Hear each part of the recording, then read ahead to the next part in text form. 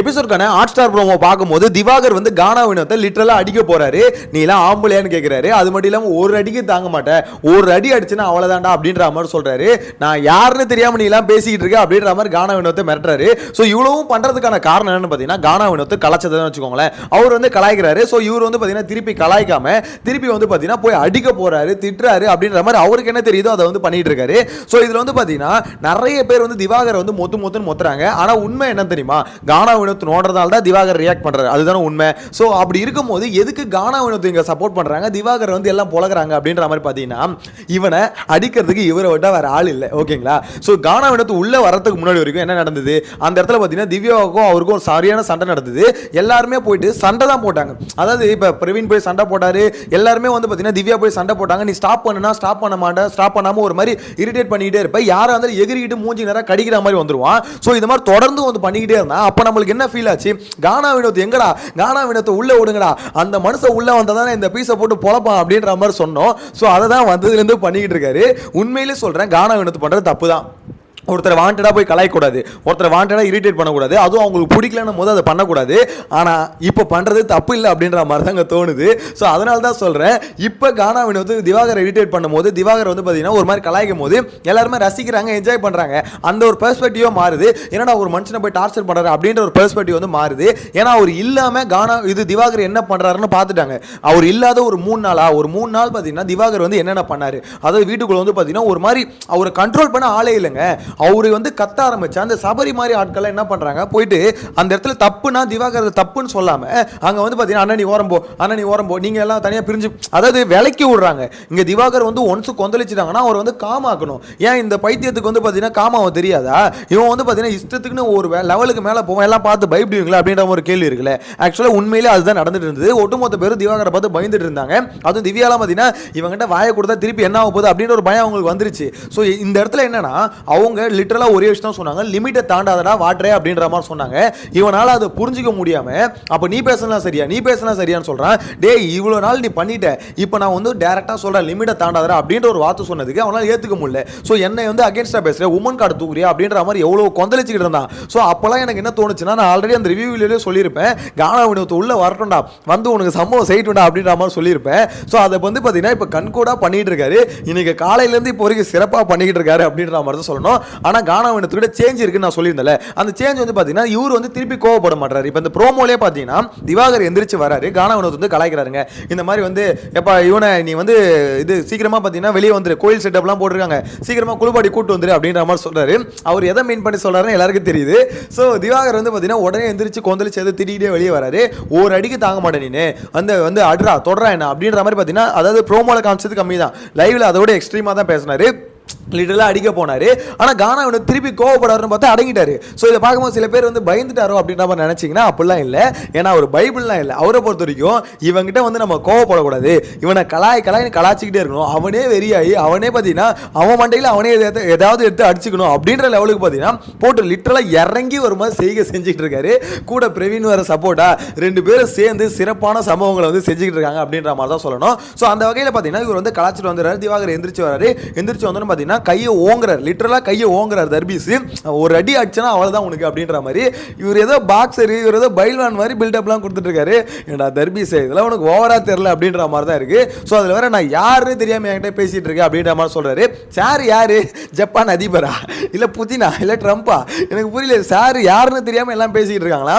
அட மூதேவி, நீ யாருன்னு தெரியும், நீ வந்து தர்பீஸை வச்சு ரீல்ஸ் போட்ட ஒரு பைத்தியம். உன்ன மாதிரி பைத்தியத்தை வந்து இந்த வீட்டுக்குள்ள வந்து பயங்கரமா ஒரு மாதிரி பார்த்தீங்கன்னா ப்ரொமோட் பண்ணிட்டாங்க. விஜய் டிவின்ற ஒரு சேனல் எவ்வளவு மட்டமா இறங்கும் அப்படின்றத உன் மூலமா காமிச்சாங்க அப்படின்ற மாதிரி தான் சொல்லணும். சீரியஸ்லி சேனல் பண்ண தப்பு தான். சேனல் இந்த மாதிரி ஆட்களை ரெகக்னேஷன் கொடுக்குறாங்க. ஆக்சுவலா இவங்க வந்து நல்லா பண்றாங்க. இவங்க வந்து எப்படி சொல்றது, மக்கள் வந்து புகழ்ந்து இவங்க இந்த ரேஞ்சுக்கு வந்தாங்க இல்ல, மக்கள் திட்டுறாங்க, லிட்டரலா திட்டுறாங்க. என்னடா இவன் பைத்தியக்கார மாதிரி பண்றான் அப்படின்னு திட்டுறத, அதுல வியூஸ் அதிகமா போகுதுன்னா அதை வந்து பாத்தீங்கன்னா இன்டர்வியூ எடுக்கிறாங்களே அவங்க அதை கூப்பிட்டு சரி ஓகே இவனை எல்லாம் திட்டுறாங்க நம்மளும் கூப்பிட்டு திட்டுவோம் அப்படின்ற மாதிரி அவங்க கூப்பிட்டு இன்டர்வியூ எடுக்கிறாங்க.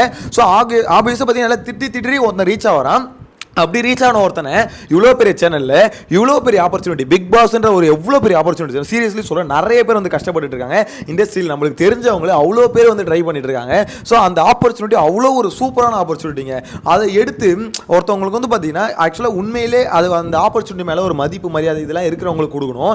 ஆனால் அதை விட்டுட்டு இவங்க என்ன பண்ணுறாங்க, இந்த மாதிரி ரோட்டில் ரீல்ஸ் போட்டவன், ரோட்டில் வந்து பார்த்தீங்கன்னா கேவலமான சில விஷயம் பண்ணி வைரல் ஆனவன், ஸோ இந்த மாதிரி ஆட்களை எடுத்து நீங்கள் இந்த மாதிரி ஆப்பர்ச்சுனிட்டி கொடுத்தா என்ன நடக்கும்? இதுதான் நடக்கும். ஆக்சுவலி இந்த சீசன் வந்து இப்படி ஒரு கேடுகட்ட சீசனாக மாறினது காரணம் தான் இந்த சீசன் கண்டஸ்டன்ட் செலெக்ஷன் மேலே தான் ஃபர்ஸ்ட் தப்பு இருக்கு.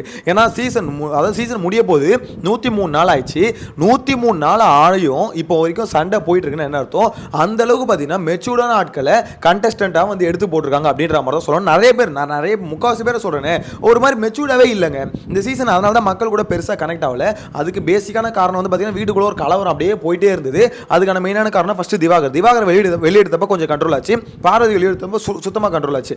அதுக்கப்புறம் சண்டை வரலையான்னு கேட்டீங்கன்னா பார்வதி வெளியெடுத்ததுக்கு அப்புறமும் சண்டை வந்தது. ஆனால் அது எப்படி வந்ததுன்னா டாஸ்க் பேஸ்ட் வந்தது. ஆக்சுவலாக நான் அதான் சொல்லியிருந்தேன், டாஸ்க்கை பேஸ் பண்ணி ஒரு சண்டை வந்தால் ஓகே. ஆனால் அவங்க வந்து பார்த்தீங்கன்னா டாஸ்க்குள்ளே பூந்து நான் ஒன்று பண்ணுறேன்னு பண்ணி அவங்கள சுற்றி கேமை மாற்றுறாங்களே, அதை தான் பார்வதி பண்ணிட்டு இருந்தாங்க. அதுக்கு முன்னாடி திவாகர் அதை பண்ணிட்டு இருந்தாரு. திவாகரை சுற்றியே சண்டை போயிட்டு இருக்கும். இப்போ நீங்கள் ஒரு ப்ரோமோ பார்க்குறீங்களே, இந்த ப்ரோமோ அப்படியே கட் பண்ணி சீசன் ஆரம்பிச்சப்போ மொதல் ப்ரோமோ செகண்ட் ப்ரோமோ அப்படின்ற மாதிரி வரல, அதில் ஒரு 3-4 நாள் பாருங்கள் இதே விஷயம் தான் திருப்பி கண்டினியூ, அப்பயும் இதான் நடந்திருக்கும், இப்பயும் இதான் நடந்திருக்கு. ஸோ இதில் எங்கே சேஞ்ச் ஆகலன்னு பார்த்தீங்கன்னா கானா வினோத் ஓரளவுக்கு சேஞ்ச் ஆகிருக்காரு. அதாவது அவர் வேணுன்னே வெறுப்பேற்றுறாருங்க, அது தப்பு தாங்க. ஆனால் வெறுப்பேற்றினாலும் திருப்பி வந்து கோவப்பட்டு சண்டைக்கு போக மாட்டாரு. ஆனால் திவாகர் வந்து பார்த்தீங்கன்னா அப்படியே தான் இருக்காரு. அவர் ஒருத்தர் ஏதாவது சொல்லிட்டா உடனே அவர் வந்து பார்த்தீங்கன்னா ஹீரோ அப்படின்ற மாதிரி புகழ்ந்து தள்ளனா அவர் வந்து எல்லாத்தையும் அடக்கிப்பார். இல்லை நீ ஒரு காமெடியை தாண்டா, நீ ஒரு தண்டம் தாண்டா, வெட்டி முண்டை வீணா போன தண்டம் அப்படின்ற மாதிரி யாராவது உண்மையாக சொல்லிட்டா உடனே வந்து பார்த்தீங்கன்னா திருப்பி இவரும் கலாய்க்கணும்ல, கலாய்க்க மாட்டாரு. கலாய்க்காம என்ன பர்சனலாக எடுத்து பேசுறாரு, திட்டுறாரு, சண்டைக்கு போறாரு, அடிக்க போறாரு. அதுவும் இப்போ என்னன்னு தெரியல, ரொம்ப ரூடாக வந்து அடிக்க போறாருங்க. அதுவும் எனக்கு அதுதான் ஒன்றும் புரியல, சீசன் முடிய போகுதுன்ற ஒரு தைரியத்தில் இதெல்லாம் பண்ணுறாருன்னு தெரியல. ஏன்னா இதுக்கு முன்னாடி பார்த்தீங்கன்னா கத்துவாரே எல்லாம் பண்ணுவார், ஆனால் அடிக்க போகிற அளவுக்கு போக மாட்டார். இந்த ப்ரோமோ மட்டும் சொல்ல, அதுக்கு அடுத்தடுத்து நடந்தது, நேற்று நடந்தது. ஸோ இதெல்லாம் பார்க்கும்போது ரொம்ப ஒரு மாதிரி ஓகே நான் தான் அப்படின்ற ஒரு இது வந்து பார்த்தீங்கன்னா அந்த ஆளுக்கு ஏறி போச்சு. பிக் பாஸே என்னால் மட்டும்தான் ஓடிச்சு, பிக் பாஸ் இந்த சீசன் வந்து பார்த்தீங்கன்னா அதிகமான கண்டென்ட் கொடுத்ததுனால தான் எனக்கு தான் மக்கள் அதிகமாக ஓட்டு போட்டாங்க அப்படின்ற ஃபுல் இது வந்து பார்த்தீங்கன்னா அந்த மண்டையில் உட்காந்துருக்குங்க. ஸோ இதெல்லாம் உட்காந்துக்கிட்டு ஒரு மாதிரி உச்சத்தில் வந்து திவாகர் இருக்காரு அப்படின்ற மாதிரி சொல்லணும். ஸோ அந்த வகையில் பார்க்கும்போது உச்சத்தில் இருக்க திவாகருக்கும் அது கானா வினோத்துக்கும் கண்டிப்பாக சண்டை வரதான் செய்யும். இன்னைக்கு நைட்டு போயிடுவாங்களா, ஸோ போகிற வரைக்கும் பார்த்தீங்கன்னா கம்பல்சரி சண்டை இருக்க தான் போகுது. இவங்க 2 பேரும் இதே மாதிரி கலாச்சிக்கு தான் போகிறாங்க. எனக்கு ஆக்சுவலாக லைவ் இன்னைக்கு பார்க்க சொல்ல செமையாக இருந்தது. இவ்வளோ நாள் டார்ச்சர் பண்ண திவாகர் வந்து பார்த்தீங்கன்னா கடைசி ஒரு 2 நாளாக வச்சு கானவன் செய்கிறார்ல, அதை பார்க்கும்போது உண்மையாக சொல்கிறேன் எனக்கு சந்தோஷமாக இருக்குது, இன்ட்ரெஸ்டிங்காக இருக்குது. இதை தானே எதிர்பார்த்தோம், என்ன மாதிரி கலாயின்றீங்க. ஆக்சுவலி இப்போ நீங்கள் காலையில் பார்த்தோம் சின்ன சம்பவம் தான், எனக்கு தெரிஞ்சு கானா வினோத் இங்கே தான் ட்ரிகர் ஆகிட்டாருன்னு நினைக்கிறேன்.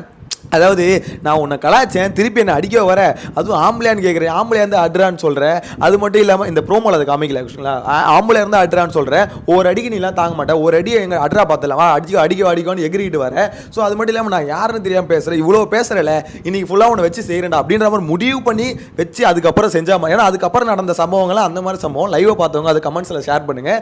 எனக்கு உண்மையிலே லைவ் ஸ்டார்டிங் ஒரு ஃபர்ஸ்ட் ஹாஃப் வரையும் பார்த்தீங்கன்னா வச்சுக்கோங்களேன் செம்ம இன்ட்ரெஸ்டிங்காக போச்சு அப்படின்ற மாதிரி சொல்லணும். உங்களோட கருத்தை கமெண்ட்டில் மென்ஷன் பண்ணுங்கள். நெக்ஸ்ட் வீடியோவில் மீட் பண்ணலாம். Tata bye by.